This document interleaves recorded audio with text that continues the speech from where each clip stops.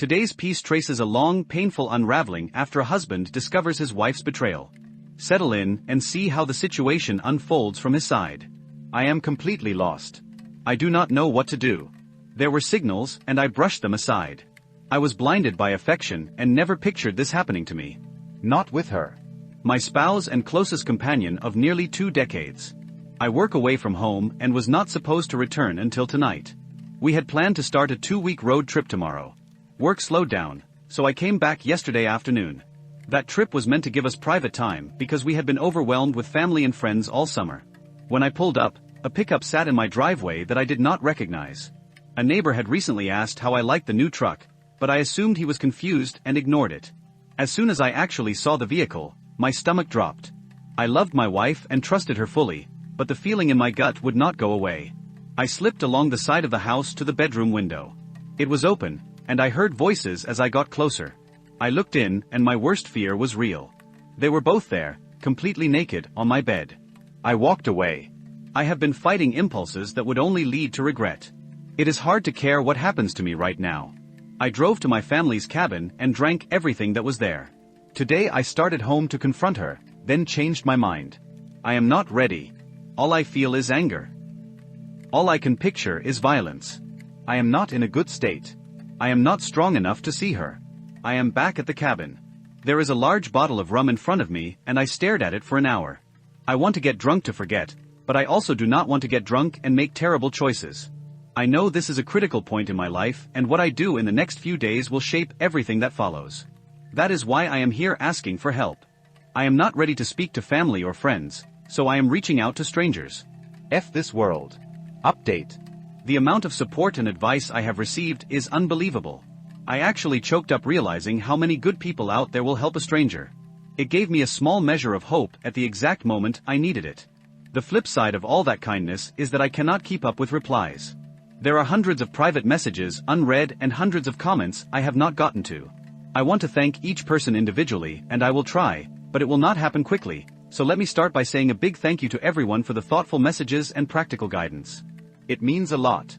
I also noticed repeated questions, so here is some clarification along with a minor progress note. If you cannot tell, I feel better today. The stabbing pain mostly receded. I still feel like I took a punch to the gut, but otherwise I am beginning to look ahead. It has been 2 days, so that does not seem normal. Maybe this is a calm before the storm, or maybe I am unusually resilient. When I wrote wife and best friend, I meant my wife filled both roles in my life.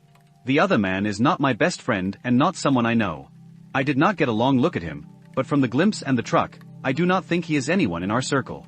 We do not have children. We had planned to start trying soon. We recently sold our house and were scheduled to move closer to my job in September when the new owners take possession. I am going to thank my neighbor, but I will do it subtly the way he did with me. Many asked about the signs I said I ignored. A few come to mind. She was texting unusually late at night. She went out for after-work drinks with friends regularly, which was not her usual pattern, but I was glad she was being social. She said she had yoga once a week and was not paying because a co-worker taught the class and she helped with setup and cleanup. I also noticed she was oddly inflexible for someone attending yoga weekly. Unknown callers would hang up. We usually answer whichever phone is closer, and several times her phone rang with an unknown number that disconnected when I picked up. We get plenty of spam, but usually there is a telemarketer or a collector looking for the prior owner of the number. Hang-ups were unusual. I am still writing up a more thorough update. When my brother, Evan, arrived, we talked for a long time. He is my true best friend and I need to remember that he will be there without judgment the same way I would be for him. He sets the standard for real friendship even if we argue sometimes. Because I was supposed to be home last night, I decided to answer my wife's text. Phones are not allowed on my job site, but it is easy for me to sneak a few messages, and she knows it. I wrote that I had to go to one of my company's remote sites and would not be able to call until the end of the weekend. I told her I would cancel our reservations and rebook later. She said she could take her best friend this weekend to the romantic bed and breakfast at a vineyard that I booked. I knew that was not the friend she wanted me to picture. I told her I had already given the reservation to my brother and his wife because it was non-refundable and they would pay me back next month. This morning I cancelled everything except the romantic package. My brother came with me. The hotel kindly switched us from the honeymoon suite to a room with 2 beds. There is also a nice lake with boat rentals nearby, so it turned into a much-needed fishing trip with Evan. That means I am free all weekend. I do not have to call or text her for a couple of days, which relieves some pressure and gives me time to think. Right now I am leaning toward divorce. I cannot see another path. Evan supports me but asked me to take a few weeks and talk to someone. His wife Maya has a friend who is a couples counselor and offered to speak with me on Monday. I doubt it will change my mind, but it may help me sort through the mess. I am also following a lot of the advice I received and starting to consult attorneys. At minimum, I want to prepare for what seems inevitable. I never thought of my wife as someone who would try to ruin me, but I never expected her to cheat either, so I need to be ready for anything. Thank you again, everyone. I am going to try to enjoy my weekend as much as possible. Second update. A lot has happened. I will start with the less important pieces. Evan and I drove nearly 5 hours to the Vineyard B&B. I am grateful he showed up for me like that. I vented for most of the drive, which helped clear my head. After all my complaining, I wanted some time alone while he wanted to go out. I stayed in and he grabbed dinner and brought me food. He also lined up a boat for the next day. On Saturday we hit the lake. The owner knew about our plan and packed a small cooler with food and drinks to make the romantic package useful for two brothers. It was a thoughtful gesture. Fishing was slow. We each caught a couple of undersized trout and had to release them, so the snacks saved us. We quit mid-afternoon and drove around to vineyards and fruit stands buying food and cases of wine for Maya. That night we found the biggest tomahawk steak we could. Sunday we drove back to Evan's place. He lives one town over from me, about an hour away. When we arrived, Maya was there and we opened a bottle of white we had kept cold. That is when the weekend ended for me. Maya told me that while we were away she decided to keep an eye on my wife. She said the guy was at my house on Friday night, all night, and on Saturday morning she caught him leaving. She followed him to his apartment and noted where he lived. My wife stayed at his place Saturday night. The same night she sent me messages saying she loved and missed me. Maya said she was splitting time between visiting family in my town and watching my house. She happened to catch my wife leaving his apartment Sunday morning and took photos of them hugging and kissing before she got into her car. I do not want to see the pictures. That sealed it for me. I do not think I could ever trust her again if she can switch like that from kissing him to telling me she loves me. Still, I decided not to act on a knee-jerk reaction. I needed to stay calm. That was when Maya told me that the counselor, Dr. Bree Collins, was coming by for dinner. Dr. Collins had never met my wife and this was our first meeting. She was kind and easy to talk to. After dinner we walked the dogs through Evan's neighborhood so we could speak privately. She listened carefully and made me feel like I did not need to hold anything back. It was therapeutic to speak freely. As close as I am with my brother, this felt different and very necessary. It is the same reason writing all of this out helps me untangle my thoughts. Our walk lasted an hour. The only real advice she gave was not to delay the conversation with my wife. The longer I waited, the harder it would be. I needed clarity more than anything, and my wife was the only person who could provide it. That night Evan and Maya offered me a place to stay as long as I needed. I know Evan and I have a shelf life in close quarters, so I spoke to my boss who arranged company housing. I had been staying there every second week, but I had to leave on my days off. He managed to make it available full-time for a few months if necessary. I booked another session with Dr. Collins for later in the week and decided our walks would count as the first session. She agreed.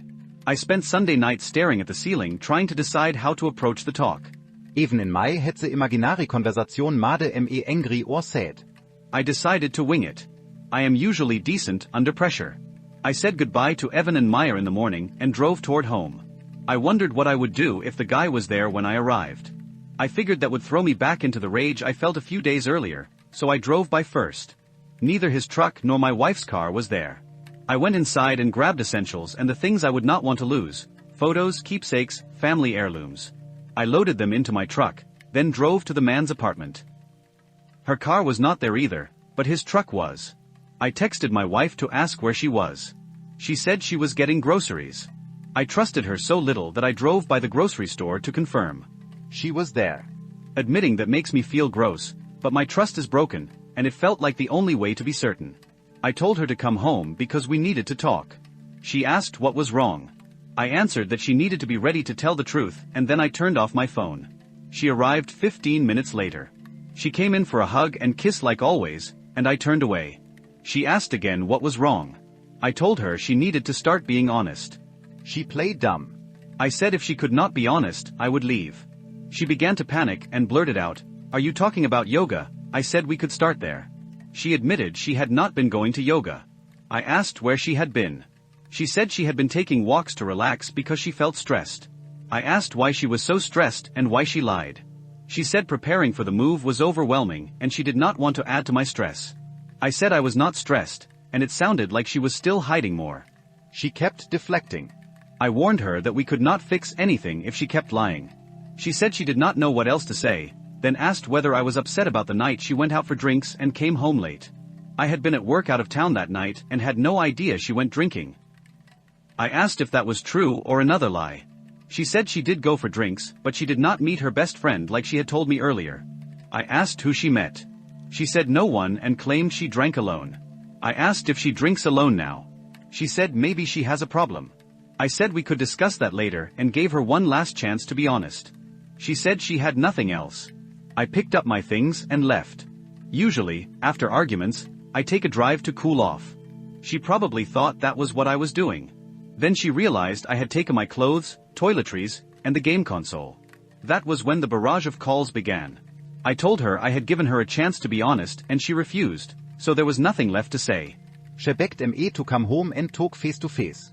She claimed she had no idea why I was so upset or what I believed she had done. She repeated that she loved me and would never harm me. Hearing those words once brought comfort, now they cut like a dull blade. I hung up. She called back around 40 times before I answered. This time she asked if I had talked to Tessa, her best friend. I asked why. She said to come home and that she did not want to explain over the phone. I agreed, drove around until my heart rate settled, and went back. She asked again if I had spoken to Tessa. I stayed quiet. She said that a few weeks earlier, while I was at work, she and Tessa went for drinks. 2 guys bought them rounds and they played along. When they left, one of the men tried to kiss her. She claimed she pulled away, told him she was married, felt horrible, and hid it from me. She said Tessa hooked up with the other guy and gave her suitor my wife's number without permission. She said he had texted a few times and she never responded.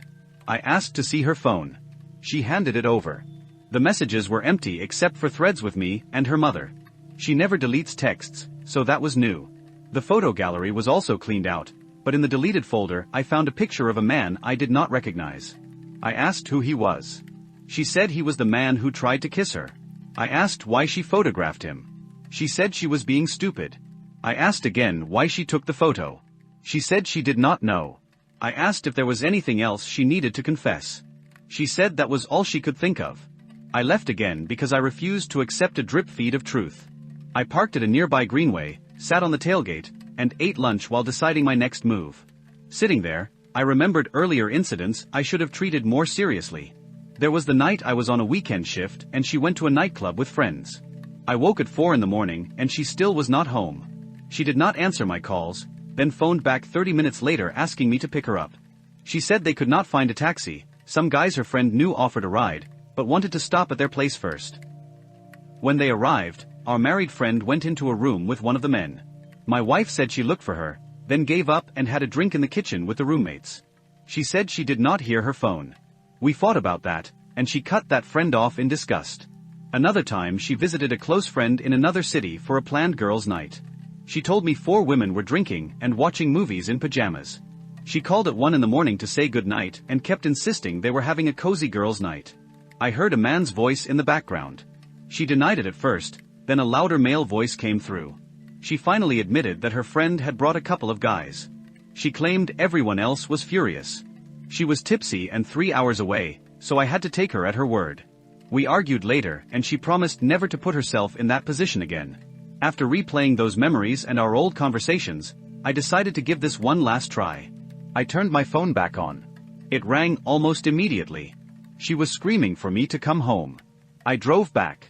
Inside, I found her sobbing on the couch, repeating that she was sorry. I asked what she was sorry for. She rocked back and forth, struggling to speak. After several minutes, she said she had lied about the man who tried to kiss her. I told her to tell me what happened. She said the 4 of them had gone back to his place that night and fooled around. Hearing it made the room tilt. I splashed water on my face until the panic subsided. I asked what she had done. She asked if I really wanted the details. I said I wanted the truth. She said it was bad and tried to skip over specifics. I asked if that was the end of it. She said yes. I told her I would not play games. Either she told me everything now or this would be our last conversation. She started crying again and finally said they had met up again and had sex, and that she loved me and would do anything to make amends. I asked if it happened only once. She asked me to give her a chance if she told the full truth. I said I would think about it. She said it was an ongoing affair. They had been meeting while I was away for work for nearly a month. He was married and claiming he was about to divorce. I asked if he knew she was married. She said yes. I asked if she thought our marriage was failing. She said no, that she was stupid and hated herself and begged me not to leave. I asked how she intended to fix it. She asked what I would want if I were in her place or in his wife's place. I said I would want the truth and to be able to trust that the words I heard were real. I asked if, in his wife's shoes, she would want to know. She said yes. I told her to fix it. She tried calling him, but there was no answer. Minutes later her phone rang from a contact saved as Tessa Work. She looked shocked, so I knew it was him. I answered. He said he had the wrong number. I told him I was the husband of the woman he had been sleeping with and that she had something to say. I handed her the phone and she told him it was over and never to contact her again. Before she hung up, I took the phone and asked what divorce attorney he was using. He said he was not divorcing.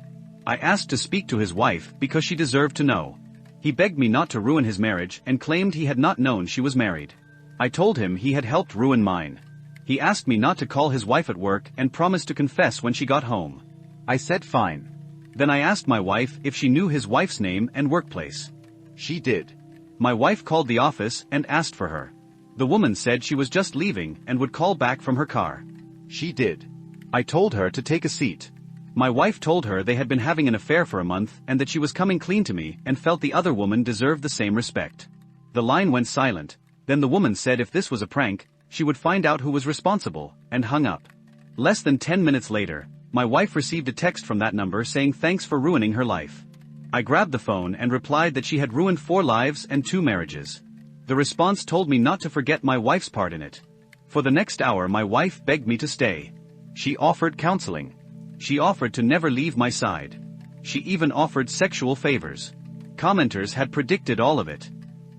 She suggested we take the vacation anyway, her treat, arguing we needed time away because my schedule had pulled us apart. She did not expect me to say that I had already gone.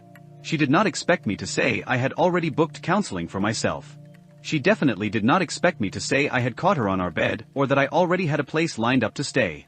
When I told her, she collapsed, sobbing, saying she did not deserve to live, telling me to kill her because she was too awful to be with anyone. It went on.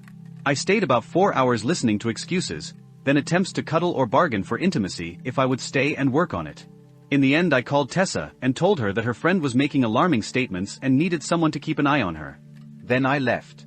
It was nearly a full day before I let myself read any more of her messages. The notifications kept stacking. She called. Her mother called. Her friends called. Each voice carried a different excuse or plea. The only message that cut through the noise was from her father. He wrote that I needed to do what was best for me, and that he would always treat me like a son regardless of what happened. That simple grace cracked something in me, and I finally sobbed in a way I had been holding back. I had a session scheduled with Dr. Collins the next morning and a consultation with an attorney on Thursday. I knew what direction this road likely led to, but I refused to pretend certainty I did not have. I wanted clarity and a plan, not revenge dressed up as decisiveness. The next days turned into lists and logistics. Per my attorney's advice, I built a spreadsheet of our accounts, assets, and debts. I visited the bank and put protections in place so neither of us could withdraw from shared funds without the other present. Our paychecks land in our separate accounts, so day-to-day life would continue for both of us, but the old money was locked. The lawyer had wanted me to hold off on any confrontation until papers were served, but that moment had already come and gone. I could only act with care from this point forward. I was in constant motion. I went to the company's camp housing on workdays, then crashed on my brother's couch when I had early appointments in town. My boss approved personal time so I could deal with everything without trying to pull 12-hour shifts on top of it. When the weekend came, Maya suggested a family day at the cabin. I agreed. If I was going to move through this, I needed my family to know the truth instead of catching fragments through gossip. We cooked together, sat by the water, and I told them what had happened. Saying it plainly to people who truly love me took some of the poison out of it. We were around the fire at dusk when my wife's car pulled up. Evan stood immediately and told me he would handle it. Dad and I slipped into the trees along a path we knew well. We had barely made it past the first bend when I heard her voice. She was yelling at Evan to move, and two of her friends were adding their own noise. He tried to block them, but three determined people were too much. She rushed toward where she had seen us disappear. Dad offered to intercept her, and I shook my head. I told him I would speak to her. She reached me with tears running down her face. She wrapped her arms around me before I could react. I let her arms stay where they were, but I did not embrace her. She begged me to talk. I agreed and led her along the loop trail for some privacy. She launched into a frantic confession. She said the other man's wife had left him. She said he had called threatening to take his life and that he blamed her. She said she told him to go ahead and that she had not spoken to him since. I did not respond. She pulled a folded sheet of paper from her pocket and read a list. She promised therapy. She promised total transparency. She promised to match me hour for hour wherever I went. She promised sexual concessions. All the bargaining chips she had already thrown on the table the day I confronted her returned as if repetition could make them more convincing. Then she pivoted and proposed something wild. She said she did not want to live this life anymore. She said we should both quit, sell everything, move overseas, and finally open the beach bar we had daydreamed about since our early 20s. She said she would leave tonight if I would go. Those words hit like a wave because that plan had been living in my head all week as the only version of my future that felt like freedom. Hearing her say it out loud pressed on every bruise at once. That was the moment I knew I had to end the conversation. Wanting her was not the same as being able to trust her. I walked her back to the driveway where her friends waited. I told her I would be willing to speak on the phone, but I could not promise anything beyond that. It was enough to convince her to leave. We spoke each night after that.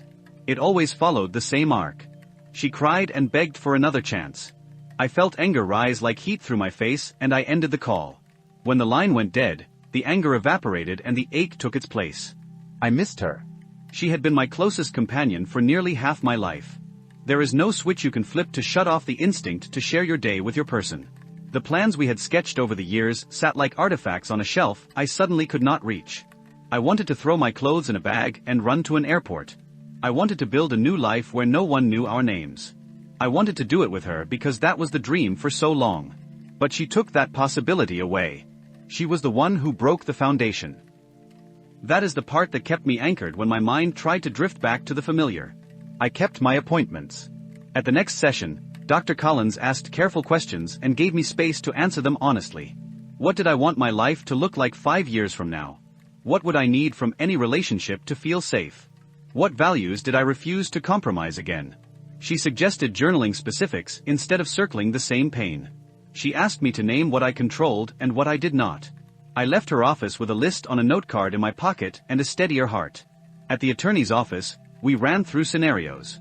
Length of marriage. Shared property. The recent house sale and pending move. No children. Comparable incomes. Risk of hidden debt. Strategy for serving papers and keeping everything non-confrontational. We discussed whether I wanted temporary boundaries in place regarding the house until we closed and moved. We sketched a plan that did not assume disaster but anticipated it if disaster arrived. I walked out feeling like I had a map for at least the next stretch of road. During the middle of that week, the calls from her side intensified. Some relatives tried to shame me for not answering. 2 of her friends wrote me paragraphs that sounded like they were copied from the same template about forgiveness and second chances. One message stood out because it did not try to rewrite events. It came from her father again. He told me he had spoken with his daughter and that he was encouraging her to respect my boundaries no matter how much it hurt. He told me that even if I chose divorce, he hoped I would still join him for a coffee sometime, because relationships between families do not have to vanish with signatures. I thanked him and said I would like that. On Friday evening, I turned my phone off and drove alone. I followed old roads without thinking about where they led. I parked at an overlook above the river and watched the lights come on in the town below. I thought about the first time I met her at a friend's barbecue. I thought about our first apartment with the drafty windows and mismatched chairs. I thought about the times I failed her in small ways. It is impossible not to sift through your own mistakes when you are counting someone else's. A few hours later, I turned the phone on again and there were more messages. One was a simple photo of my brother's dog sleeping upside down with his paws in the air. It made me smile for the first time that day. Saturday brought another blow. She drove out to the cabin again, this time alone. Evan did not try to stop her. He called me to ask if I wanted him to send her away. I told him I would meet her in the field. She stood there shivering even though the air was mild. She said she had told her mother everything and that her mother had called her a fool. She said she had not slept and had not eaten. She said she woke that morning and realized there would never be a day when she did not regret what she had done. I listened. I believed that the regret was real. Regret alone does not rebuild trust. She asked me what I needed if there was any path back. I said the only thing I needed from her now was to respect my decision once I made it. I told her I would not let my anger write the ending, but I would also not hand my future to nostalgia. She asked if we could at least sit down with a mediator and talk. I said I would consider a conversation with a mediator, but not as a promise of reconciliation. I told her to let me know when she had her own therapist lined up and working. Not a couples counselor. Her counselor. She nodded and said she had already booked someone for Monday. She asked if I was seeing Dr. Collins again. I said yes. We parted without touching. That night I wrote out a timeline. The day I saw the truck. The first confrontation. The call to the other man. The disclosure to his wife. The bank visit. The talks with my family. The cabin scene. The proposal to run away. The second cabin visit. I wrote what I felt under each entry in simple words. Fear. Grief. Rage. Numbness. Relief. I ended the page with a question that did not ask about her at all. What kind of man do I want to be when this is over? I stared at it until my eyes burned and then I went to sleep. Sunday morning I brewed coffee at camp and watched the sun burn through a thin line of cloud. I sent a message to her father and asked if he wanted to meet at the diner near the hardware store. He arrived in a flannel shirt with a tired smile. We talked about weather and hockey for 10 minutes before we touched the subject on both our minds. He did not defend his daughter's choices. He did not vilify me for withdrawing. He asked how he could help lower the temperature so we could all move forward with dignity. I told him the best thing he could do was keep her from making dramatic gestures, and make sure she had professional help so she did not turn me into her only lifeline. He said he would. Before we left he put his hand on my shoulder and said I did not deserve this. I thanked him. On Monday I went back to Dr. Collins. I told her about the second visit at the cabin. I told her about the list I wrote and the question at the bottom. She asked if answering it felt terrifying or liberating. I said both. She asked me to say out loud one small non-negotiable that grew out of that question. I said I would not fuse my identity to someone who had not done the work to be trustworthy. Saying it in the quiet of that office made it real. The attorney called that afternoon. Papers were prepared. We discussed timing. We discussed having a process server deliver them at a neutral location instead of her workplace or our temporary address. We discussed a letter that would accompany them stating that I wished to keep the legal process as collaborative as possible. I stared at the pen on my desk and felt my throat tighten. Then I signed. I drove to Evan's place and handed him my phone before I went inside. I did not want to answer anything impulsively. We ate takeout on the deck. We watched a dumb action movie with paper-thin villains and louder explosions than plot. When it ended, he handed me back the phone. There was a single message from my wife. She had sent a photo of an old postcard we once bought at a beach market on a trip we took in our 20s. On the back of it we had written the name of the bar we swore we would open one day. Under the faded ink she had typed that she understood why that dream could not be ours anymore, but she hoped I would still chase a version of it for myself. I stared at that line for a long time. I typed that I intended to build a good life and that I wished the same for her. Then I put the phone face down and sat with the quiet. Over the next week, things began to settle into a pattern that felt almost unreal. The quiet after a storm that leaves you half expecting another thunderclap. My phone no longer vibrated every few minutes. The first day it was strange. The silence felt heavy, like the air right before a snowfall. Then slowly, it started to feel like peace. I kept myself busy. I went back to work a few days at the company site, but my boss insisted that I only take half days until I was steady again. The solitude helped. There's something grounding about manual work, numbers, tools, measurements, things that obey rules and don't lie. Every task finished was a small reminder that not everything in life falls apart without warning. At night, I stayed at the camp housing instead of driving home. I spent the evenings reading or walking along the dirt roads behind the compound. I stopped checking social media. I stopped refreshing email. I was learning how to be quiet again. Midweek, a package arrived at the office addressed to me. Inside was a small box with my wedding ring, a handwritten note, and a photo of us from our honeymoon. The note was short. Please forgive me somede. K. There was no address, no plea, no promise, just that line. For a second, I wanted to throw it all in the trash. Instead, I folded the note, placed it back in the envelope, and locked it in my desk drawer. Maybe von the ID read it without checking. That weekend, I met my parents at their house for dinner. My mother hugged me for a long time before she spoke. She said she was proud of how I was handling everything, that I didn't let anger turn me into someone else. My father poured me a drink, clinked his glass against mine, and said, "You're tougher than you think."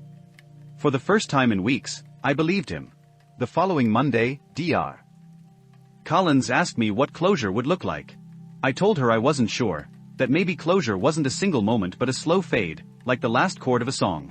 She nodded and told me to start picturing my next chapter as if it already existed. What would your mornings look like? She asked. I'd wake up near water, I said. Someplace quiet. Maybe a town small enough that people still wave at each other. Would you be alone? Not forever, I said. But for a while, yes. I need to remember who I am when no one else is defining me. 2 weeks later, the divorce papers were officially served. I didn't have to be there. My attorney handled it with calm professionalism, and I got a message later that evening saying it was done. I satt on the porch outside the camp, wetching the sky turn orange and ten purple. For the first time, the idea of an ending didn't hurt, it just felt necessary. That night, I drove to Evan's house. He and Maya were out back by the fire pit, and he had already set out a third chair. We didn't talk about the divorce right away. We just sat there listening to the crickets. Eventually he looked at me and asked, "So what now?" I laughed and said, "Maybe the beach bar." He smiled. "Do it. You've earned the right to start over." The next morning, I began looking into short-term rentals in a small coastal town a few hours south. The idea wasn't to run away, it was to start clean. A place where every corner didn't remind me of what used to be. I found a tiny cottage near the water, cheap and half-furnished. The landlord didn't ask many questions. By the end of the week, I had packed what was left of my life into the back of my truck. Before I left, I stopped at the cemetery where my grandparents were buried. It was something my dad used to do whenever he made a big decision. I stood there for a while and told them that I was moving on, that I didn't know what the future would look like, but I was finally ready to face it. The wind picked up and carried the smell of pine and wet earth. It felt like a blessing. The drive south took most of the day. I didn't play music. I didn't think about the past. I watched the landscape change from dry fields to soft, rolling green. When I finally reached the coast, the air was heavy with salt and fog. I unloaded the few boxes I had, set up a chair on the porch, and just listened to the ocean. The first night there, I slept better than I had in months. Weeks passed. I worked odd jobs around town, fixing boats, painting fences, helping at a bait shop. It wasn't glamorous, but it was real. The locals started recognizing me. They'd nod, wave, or stop to talk about fishing or weather. For the first time since everything fell apart, I felt like I belonged somewhere again. One evening, I received a message from an unknown number. It was a photo of a sunrise over water and a short line, "I hope you found peace." No name, but I knew who it was from. I didn't reply. I deleted it, stood up, and walked down to the shoreline. The tide was low, the sand cold under my feet, and the sky the color of copper. I whispered a quiet goodbye to the wind, not to her but to everything that had happened, the love, the anger, the wreckage. Then I turned back toward the small light in my window.